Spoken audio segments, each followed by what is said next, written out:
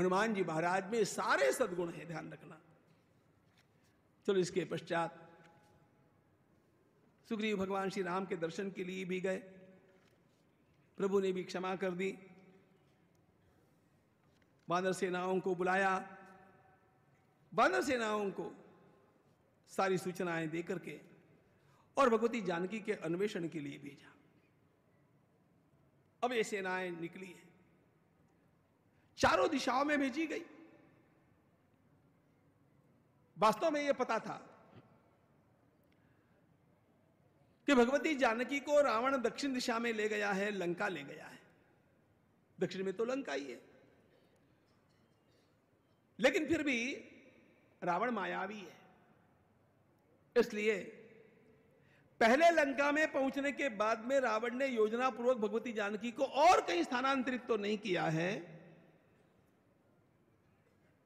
हम लोग गाफिल न रहे, ऐसे सोच करके भगवती जानकी के अन्वेषण के लिए चारों दिशाओं में वानरों को भेजना निश्चित हुआ। यद्यपि दक्षिण दिशा की संभावना ज्यादा है, rate of probability is more, इसलिए सबसे उत्तम जो लोग थे उनको दक्षिण दिशा में भेजा। दक्षिण दिशा में जो टुकड़ी चली है उसके नेता है अंगद। कभी भी किसी भी कार्य में नेतृत्व जवानों के पास होना चाहिए।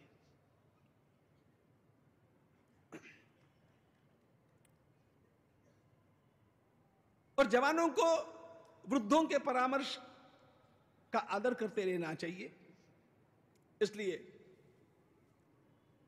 आगे अंगद है, पीछे जाम्बान है। जाम्बान वृद्ध है, बुद्धिमान है, अंगद उत्साही है।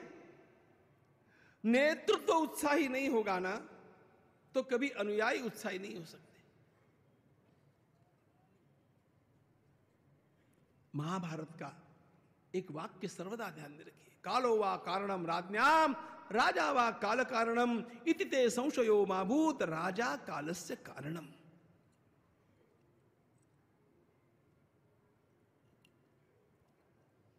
नेतृत्व में उत्साह नहीं होगा तो पीछे चलने वाले अपने आप ही बकरे बन जाएंगे।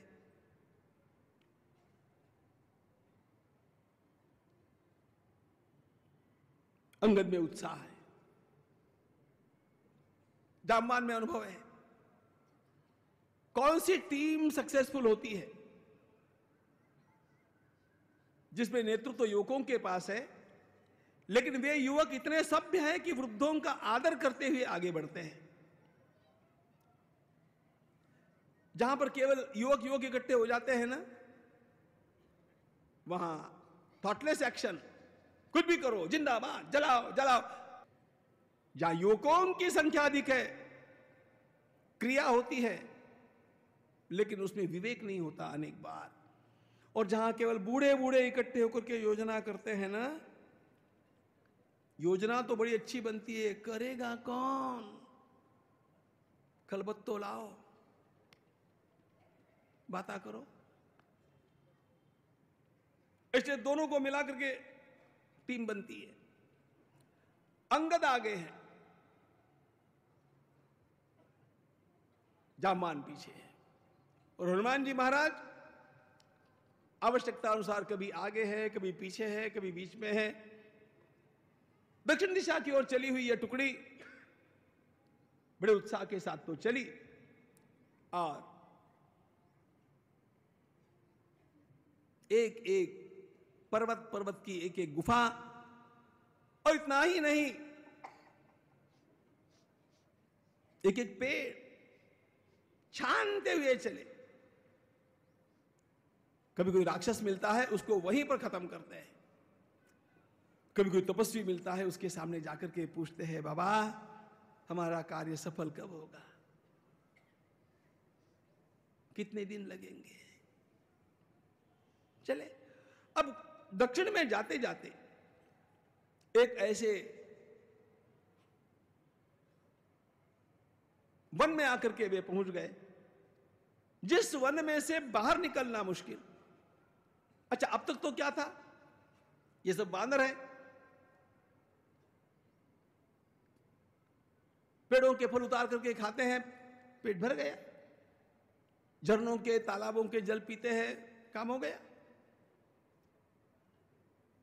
जिस वन में वो इस समय आकर के पहुंचे हैं, उस वन में न तो पीने जैसा जल है, न खाने जैसे फल है, और न बाहर निकलने का कोई रास्ता दिखता है। घुमा फिरा करके फिर वहीं आकर के पहुंचते हैं। अरे राम, चक्कर काट करके फिर वही, चक्कर काट करके फिर वही, थक गए, निराश हो गए। वैसे भी भूख खूब लगी थी, प्यास खूब लगी थी। भूखा प्यासा आदमी इरिटेट होता है, चिढ़ता है, रोता है, निराश हो जाता है।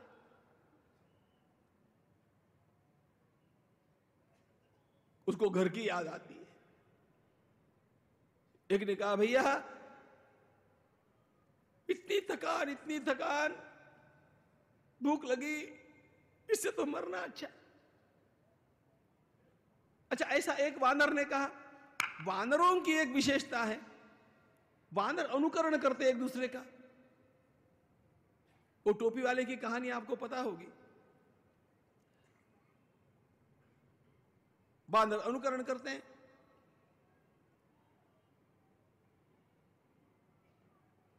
एक ने कहा, अब तो मैं मरा।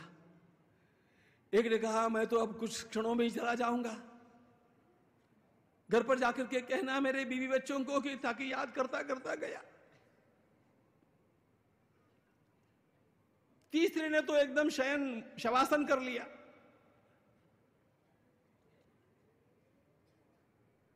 हनुमान जी ने देखा सारे के सारे वानर निराश हो चुके हैं, लेकिन कुछ उपाय करने की आवश्यकता है।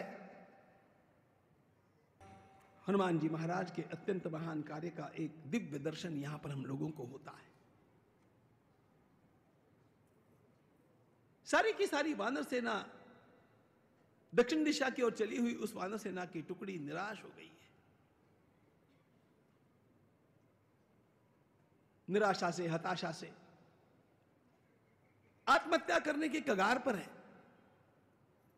ऐसी अवस्था में श्री हनुमान जी ने सबका अवलोकन किया। मन हनुमान कीन अनुमाना, मरन चहत सब बिनु जल पाना। भैया वे सब मरने की तैयारी में है, कुछ तो भी मुझे करना चाहिए।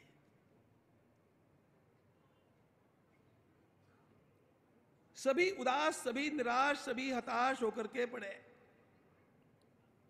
अकेले हनुमान जी चढ़ी गिरी शिखर,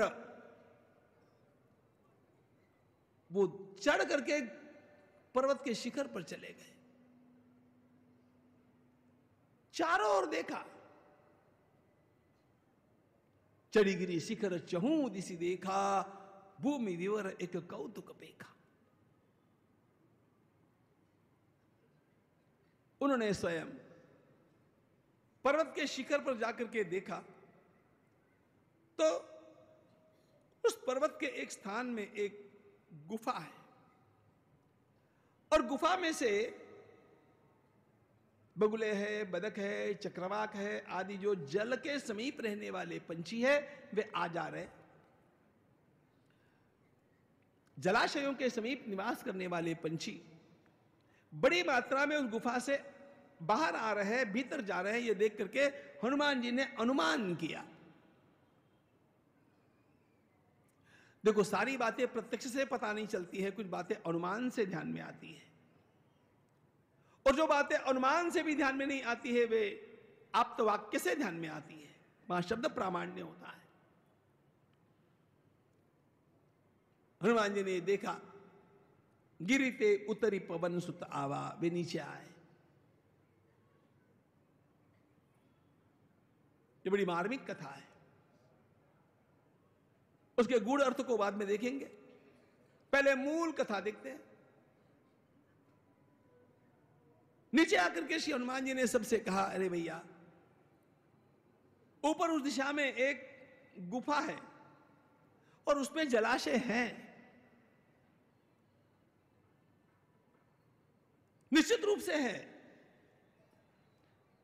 क्योंकि जलाशय के समीप रहने वाले पंछी वहां से उड़ते बाहर आते जाते दिखाई दे रहे हैं। जब जलाशय है तो फल भी होंगे, चलो तो जाकर के देखते हैं। ऐसे निराश होकर के क्या चलेगा? सभी के सभी वानर इतने हतबल थे, उन्होंने कहा, हनुमान जी हम तो चल भी नहीं सकते, थे ही मान ले जाओ, आप ही लेकर चलो। तब हनुमान जी आगे हुए, उन्होंने एक हाथ पकड़ा, उसने किसका हाथ पकड़ा, उसने उसका हाथ पकड़ा, आ गए कह हनुमंत ही लीना, बैठे विवर विलंब न कीना। हनुमान जी का हाथ पकड़ करके धीरे धीरे ये सब जाकर के वहां पर पहुंचे। गुफा के समीप आने पर उनको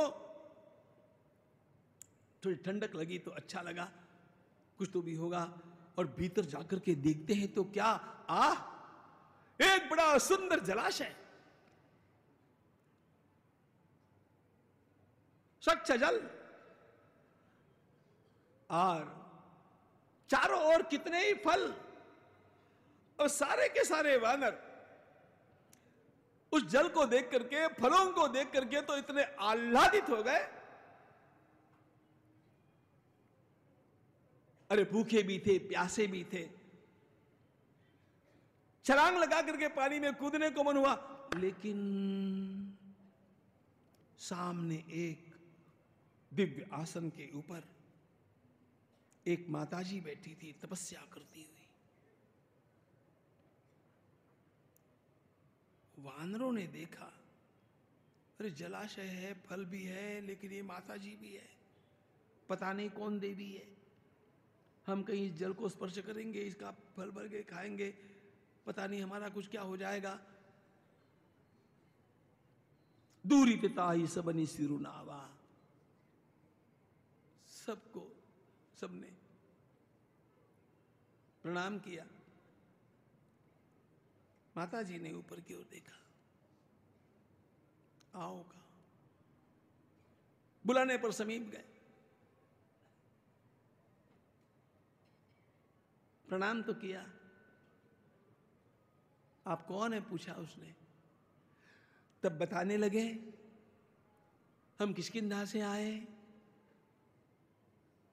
महाराज सुग्रीव के हम प्रजाजन हैं, भगवान श्री राम की धर्मपत्नी भगवती सीता जी की खोज में घूम रहे। वो बोलते जाते हैं और उनका ध्यान उन फलों की ओर है, उस जल की ओर है, क्योंकि भूख बहुत लगी है, प्यास बहुत लगी है, तो देखते जाते जल की ओर, फलों की ओर, और बोलते जाते उस तपस्विनी के साथ जिसका नाम स्वयं प्रभा है।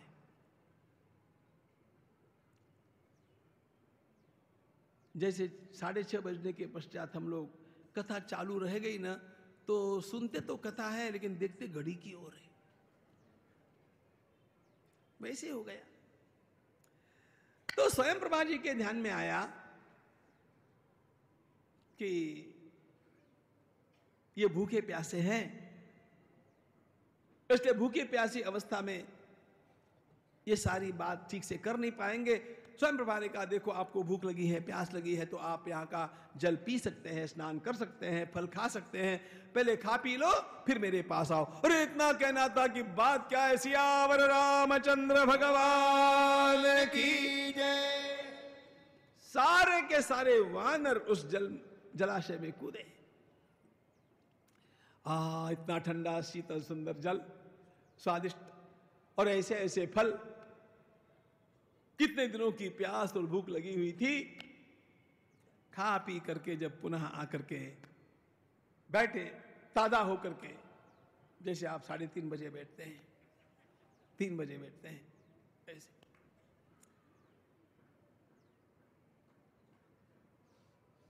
फिर माता जी ने पूछा, वानरों ने बताया, हम भगवती सीता माता की खोज में। स्वयं प्रभा ने एक बड़ा सुंदर प्रश्न पूछा। स्वयं प्रभा जी ने कहा, ये बताओ, आपने ये खोज जो की, या आंखें खुली रख करके की कि आंखें मूंद करके की? बानरों ने कहा आंखें मूंद करके कोई खोज होती है? ये माता जी क्या पूछ रही है? सबने कहा माता जी आंखें खोल खोल करके की, जरा भी बंद नहीं होने दी। माता जी ने कहा इसीलिए आपको जानकी नहीं मिली। भगवती जानकी को प्राप्त करना है तो पहला सूत्र ये ध्यान में रखो, मूदहु नयन विपर तज जाहु, पयहु सीत ही जनिप चिताऊ। नेत्रों को मूंद करके खोज करनी पड़ेगी, तब जाकर के भगवती जानकी प्राप्त होगी, नहीं तो नहीं होगी।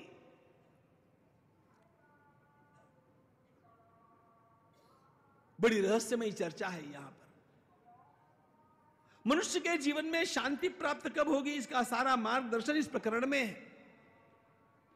हमारे भीतर का आत्मा राम शांति रूप सीता को खोजने के लिए जिन साधनों को प्रयुक्त करता है, उन साधनों का नाम ही वानर है।